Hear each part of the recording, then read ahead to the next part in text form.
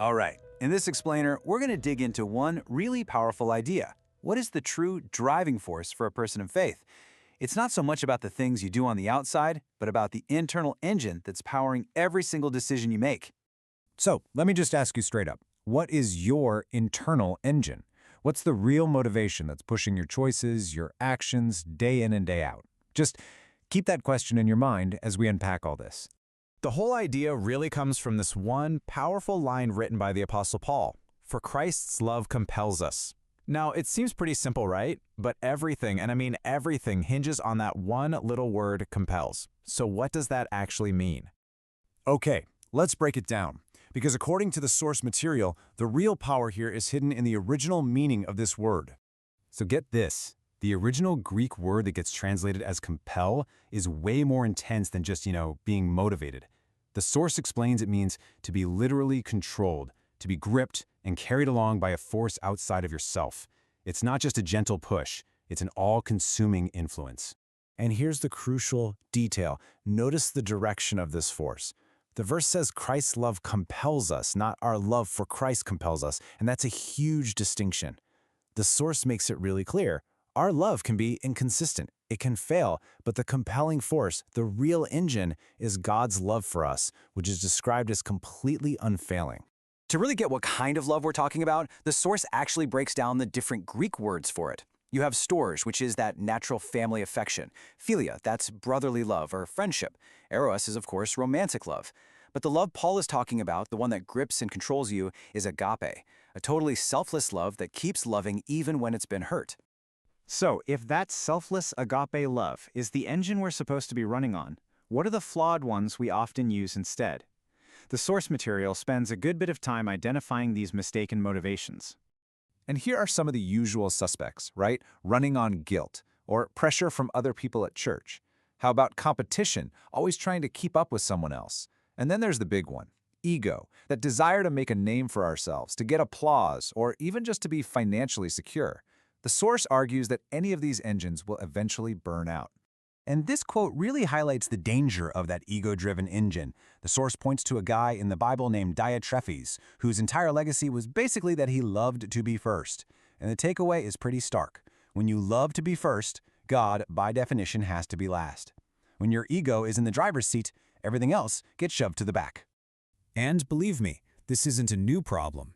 The source gives us a historical case study, the ancient church in the city of Corinth. They were dealing with the exact same flawed engines. They had divisions because people were following their favorite celebrity leaders instead of Christ. They had style bandits, I love that term, who cared more about a polished presentation than the power of the message. And they had compromisers, people who started celebrating sin just to seem more mature and tolerant. The whole contrast is summed up perfectly with this one line from the source. Ego builds fast, but love builds to last. That says it all, doesn't it? Ego might get you some quick, flashy results, but only a foundation of selfless love is actually built to endure. Okay, so that's all the theory, but what does this actually look like in the real world? This is where the source material shifts gears, using personal stories to show what it means to have this engine at work in your life. So check out this journey. Leaving a comfortable life in Los Angeles to start a church in London with just 9 people. Then, in the early days, enduring real hardship, like living above a chip shop on a pay cut. Or in the middle of a civil war in the Ivory Coast, raising funds to rescue a pastor and his wife. And even recently, during the COVID-19 pandemic, keeping the church doors open to help people who were struggling with their mental health. The speaker presents these not as personal achievements, but as evidence of being compelled by something much, much bigger. And this statement just powerfully reinforces that whole idea. The ultimate currency isn't money or security, it's integrity. And the source argues that this kind of conviction comes directly from being secure in a love that has nothing to do with worldly success. So what's the ultimate outcome of all this? Well, according to the source, when this selfless love becomes your internal engine, the result is a fundamental transformation of your entire identity. You actually become a new creation. And this idea of becoming a new creation isn't just about turning over a new leaf or making a fresh start. The source is really clear on this. It's a complete replacement. The old person is gone and someone entirely new is here.